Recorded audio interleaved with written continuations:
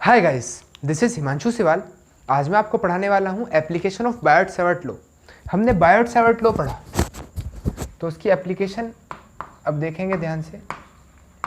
Application of Biot Savart law, ध्यान दीजिएगा student. First application है to calculate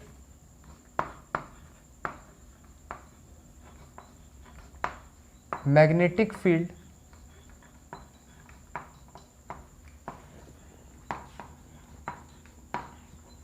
by a current carrying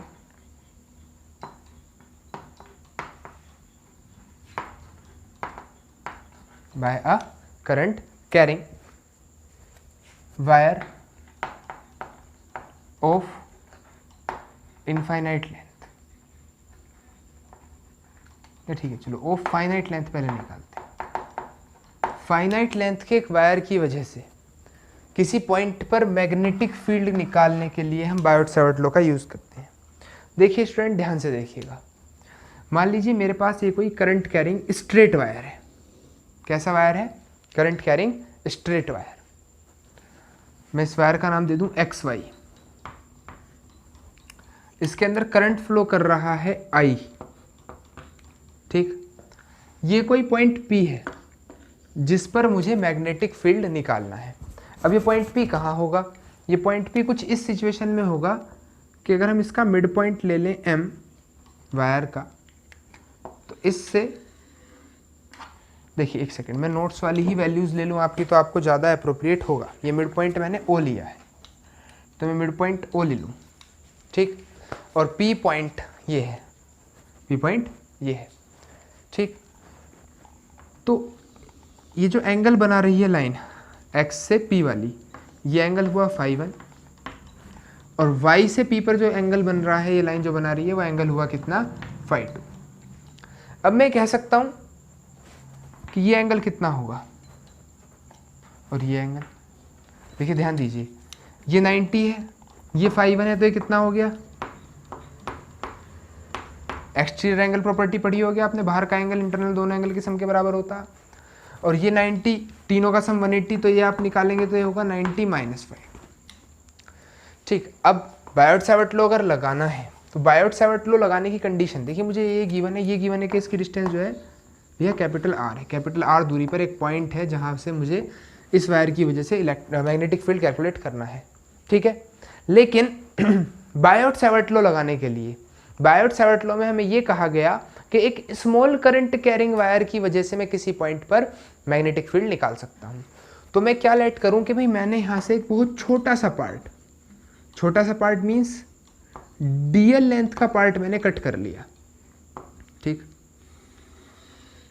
जिसके mid point से, ये मिड पॉइंट M है, जिसके मिड पॉइंट से यहाँ तक की डिस्टेंस क्या मान ली? Small r। बायोट-सावर्ट लॉ के अकॉर्डिंग यही मानी गई थी। ठीक, मिड पॉइंट और DL लेंथ में एंगल कितना मान लिया? थीटा, और ये लेंथ हमने मान ली L। ठीक है, तो अकॉर्डिंग टू बायोट-सावर्ट लॉ,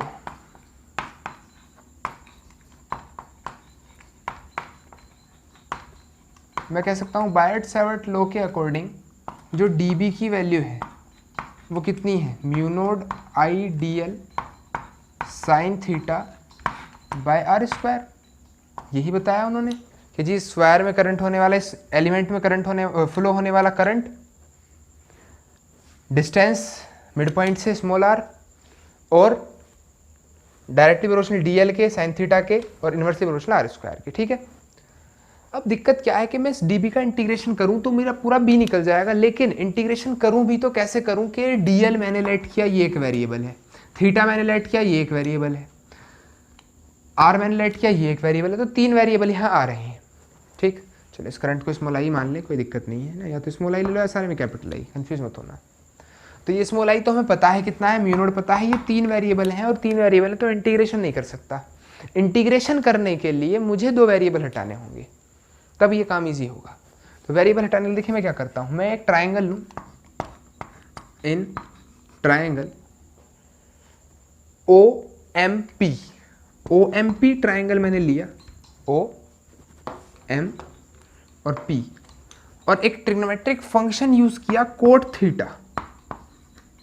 तो कोट थीटा क्या होता? कोट का फॉर्मूला जो है वो क्या है? Base upon perpendicular. तो बेस क्या है? L, और परपेंडिकुलर क्या है? R। तो यहां से मैं L की वैल्यू अगर निकालूं तो वैल्यू आ गई R कोट थीटा। देखिए ध्यान दें, तो R कांस्टेंट है, मुझे पता है ये P पॉइंट इस वायर से एक्चुअली है कितनी दूरी पर, ठीक है ना। R कांस्टेंट है, वो हमने लेट नहीं किया। तो अब DL निकालना, क्या करूं? डिफरेंशिएट कर दूं इसको थीटा के रेस्पेक्ट में। तो जिन बच्चों के पास मैथ है वो जानते हैं DL by D theta, R constant है, कोट थीटा का डेरिवेटिव क्या होगा? कोसेक स्क्वायर थीटा, वो भी माइनस का। जिन बच्चों के पास मैथ नहीं है, बायो है, वो बेटा इसे याद कर लें, या फिर आप मुझसे बताएं, मैं आपको मैथ्स वाली डिफरेंशिएशन की वीडियो एक्सेस कर दूंगा, आप वो देख लें, ठीक है। तो DL की वैल्यू जो है वो कितनी आ गई? DL की वैल्यू आ गई माइनस का R cosec square theta d theta. तो DL तो हमने थीटा के रेस्पेक्ट में कन्वर्ट कर लिया, मान लो इसे इक्वेशन फर्स्ट माने, इक्वेशन सेकंड मान ले।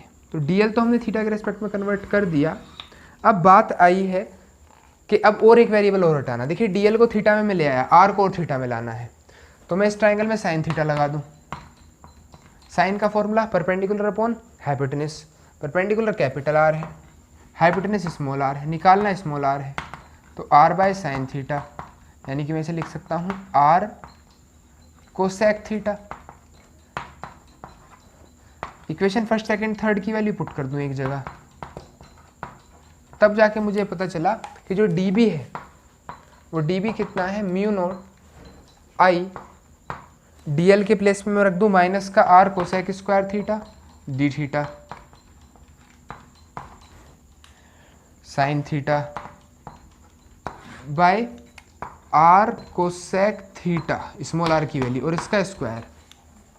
तो यहाँ के मुझे पता चला, मैं अगर मान लो इसका स्क्वायर कर दूं R square cosec square theta, कि ये पूरा कैंसिल हो गया, R से भी एक पावर कैंसिल हो गई, कि जो dB की वैल्यू है वो एक वेरिएबल के टर्म में जो आई वो कितनी आई? Mu naught I sine theta d theta by capital R, ये dB की वैल्यू आई। अब मैं नेट मैग्नेटिक फील्ड निकाल सकता हूं।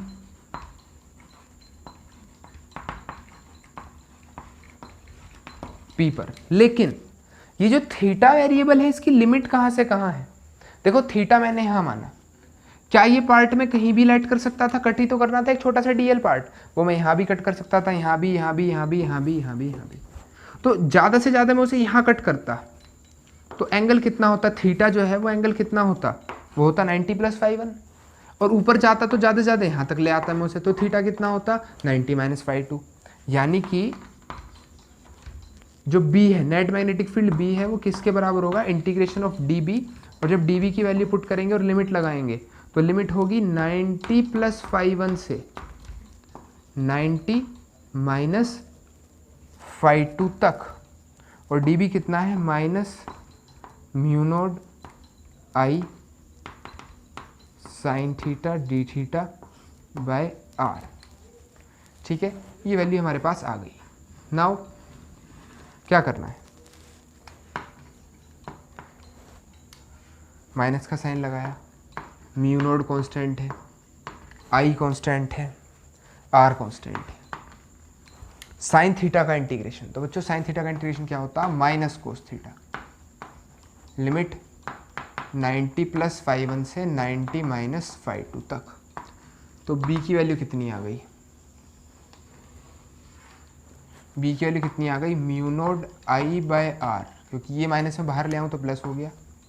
अपर लिमिट रखूँगा थीटा के प्लेस पर, तो पहले रखूँगा 90 - ∅2 माइनस लोअर लिमिट थीटा के प्लेस पर 90 + ∅2।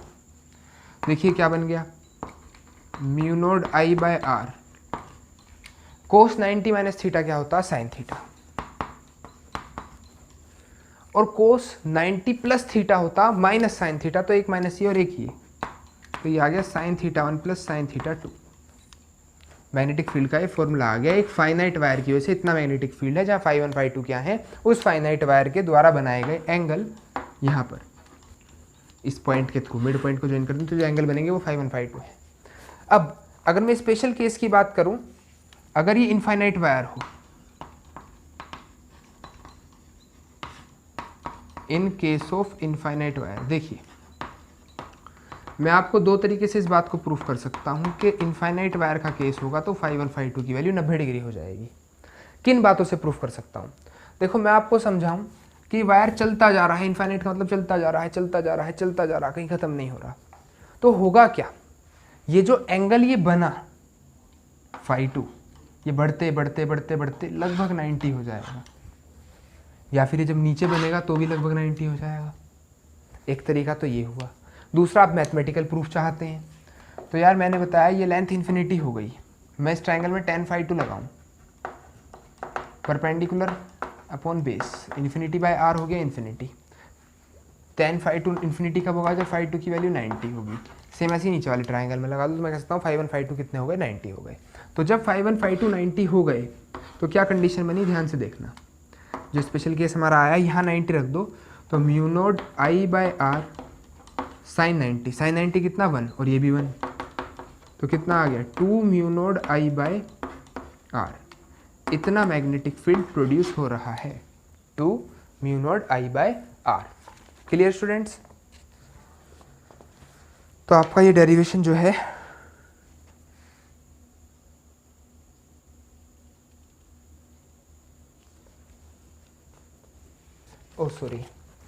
बायो-सावर्ट लॉ के अंदर mu naught I dl sine theta by 4 pi R square है, तो ये पूरी वैल्यू में साथ साथ यार 4 पाई चलेगा, थोड़ा सा कंफ्यूजन हो गया,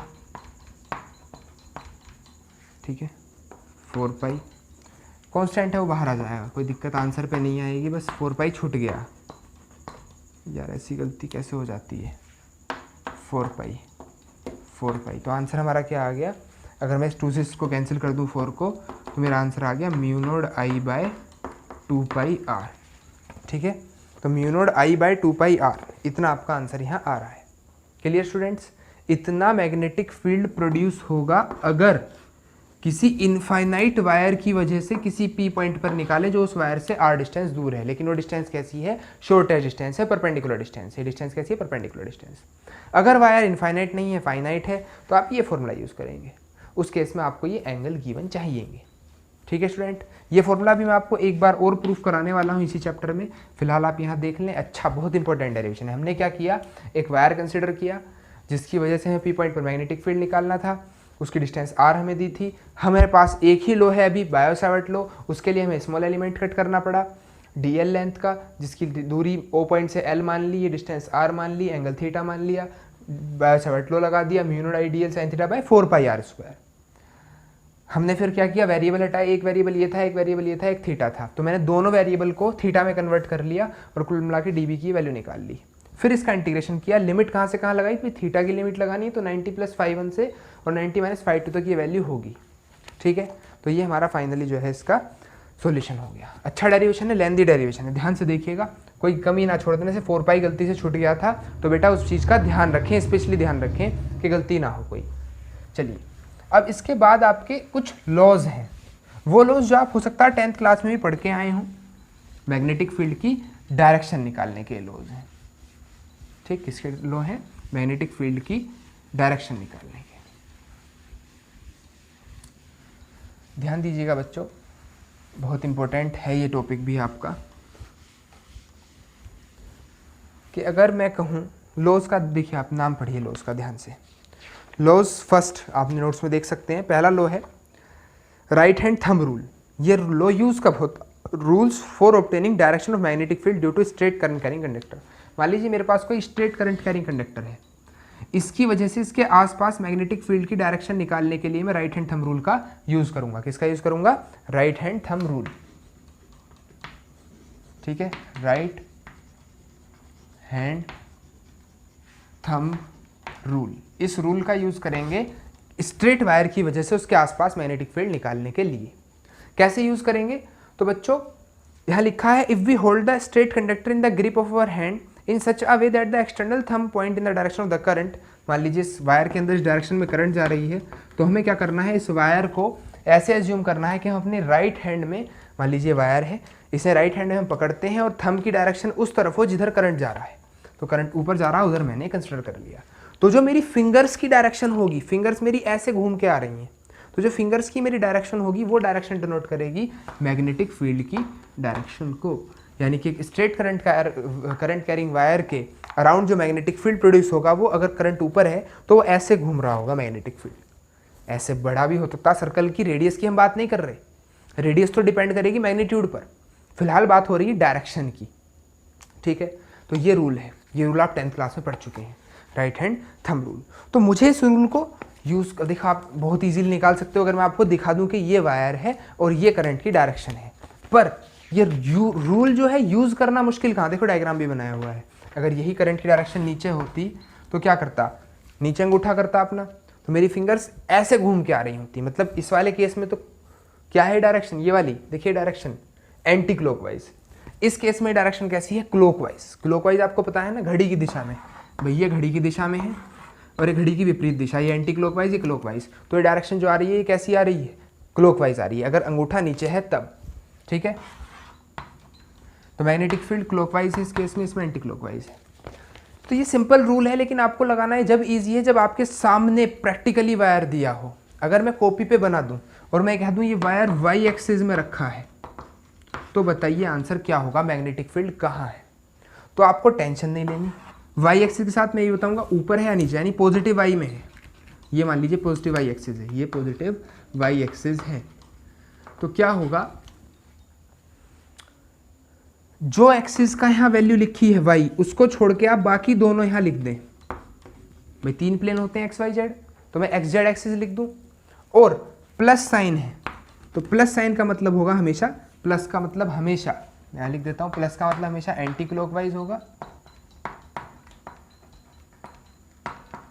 और माइनस का मतलब हमेशा क्लॉकवाइज होगा, हमेशा। तो क्या है कि प्लस है तो इसका मतलब एंटी क्लॉकवाइज।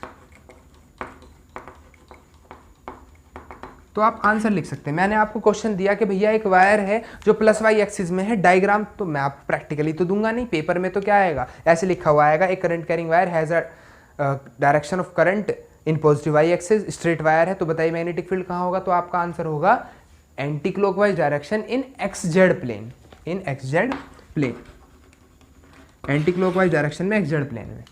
ठीक है, तो ऐसे एक्स वाई जेड में आंसर हमें देने होंगे, तो उसके लिए आप इस रूल को तो देखो, ये रूल तो आपके काम आया ही साथ साथ, लेकिन जो प्रैक्टिकल आंसर देना वो तो बहुत ईजी है, मतलब जो पेपर में आंसर लिख के आना है, पॉजिटिव है तो एंटी क्लॉकवाइज, नेगेटिव है तो क्लॉकवाइज, और वाई लिखा है तो बची हुई 2 एक्सिस लिख दो, किस केस में, राइट हैंड थंब रूल के केस में। ठीक है, क्लियर हो गई बात, कर लेंगे अब आप इसे। चलिए अब चलते हैं आगे, नेक्स्ट है हमारा, नेक्स्ट जो रूल है वो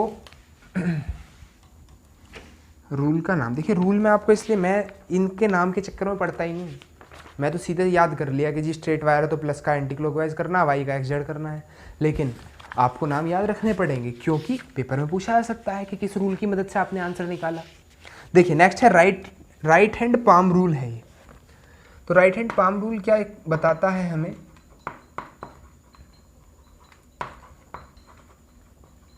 कि अगर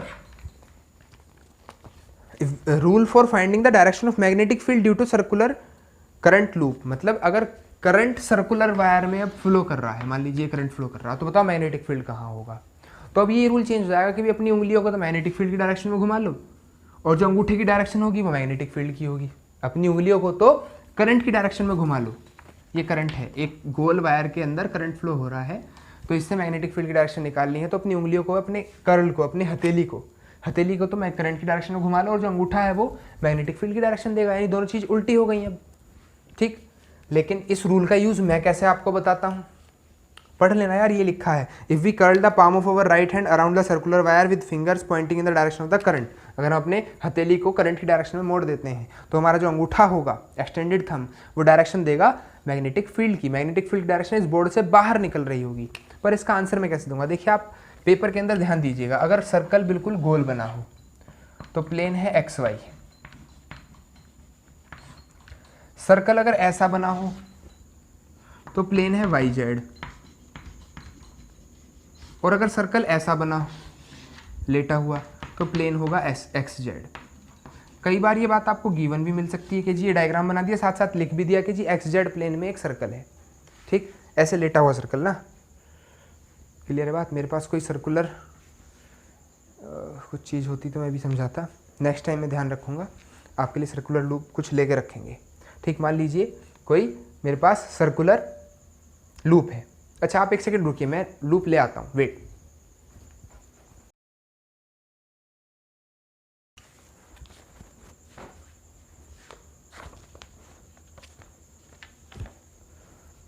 हाँ तो बच्चों मान लीजिए ये गोला है आपके पास, ठीक है, मैं आपके लिए ढूंढ के ले आया। ये काफ़ी टाइम लगा यार, वीडियो रोकनी पड़ी बीच में।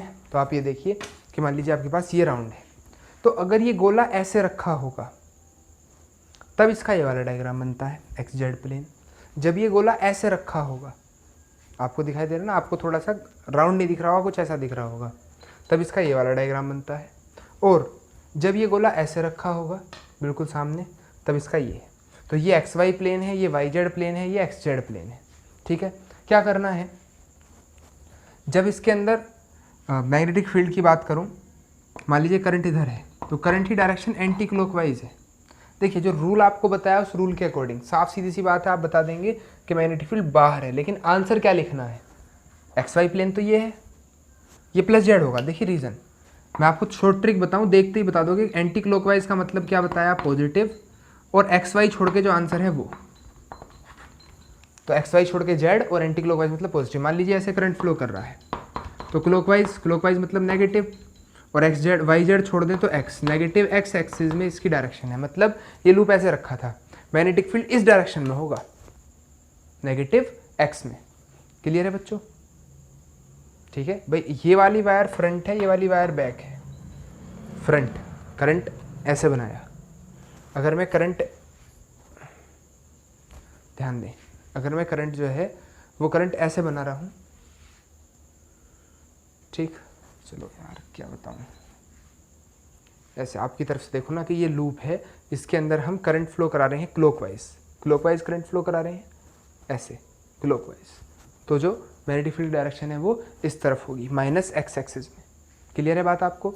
ठीक भाई, सामने ही तो आपको यही तो आंसर देना है कि भाई ये मेरे पास लूप है, करंट जो है वो क्लॉकवाइज डायरेक्शन में है। किस डायरेक्शन में है? क्लॉकवाइज में। तो मैग्नेटिक फील्ड डायरेक्शन कहाँ होगी? माइनस X एक्सिस में, तो इस तरफ होगी। तो आंसर आपको लिखना है, आपको डायग्राम तो बताना ही नहीं, माइनस X इधर है उधर है किधर है, तो आपको बताया। देखिए आपको हर बुक में यही चीज़ सिखाई जाती है कि आपके सामने वायर हो तो आप आंसर दे सकें। मैं आपको एक ऐसा तरीका बता रहा हूँ कि आपको टेंशन ही नहीं लेनी। डायग्राम देखो, करंट की डायरेक्शन क्लॉकवाइज, करंट की डायरेक्शन अगर क्लॉकवाइज है देन आप सीधे आंसर लिख सकते हैं माइनस X एक्सिस, क्योंकि क्लॉकवाइज का मतलब माइनस और YZ प्लेन में सर्कल है। ये लो, ऐसे करंट है एंटी क्लॉकवाइज का मतलब पॉजिटिव, और XZ का मतलब Y एक्सिस। तो क्या डाउट आया? क्लियर हुई बात?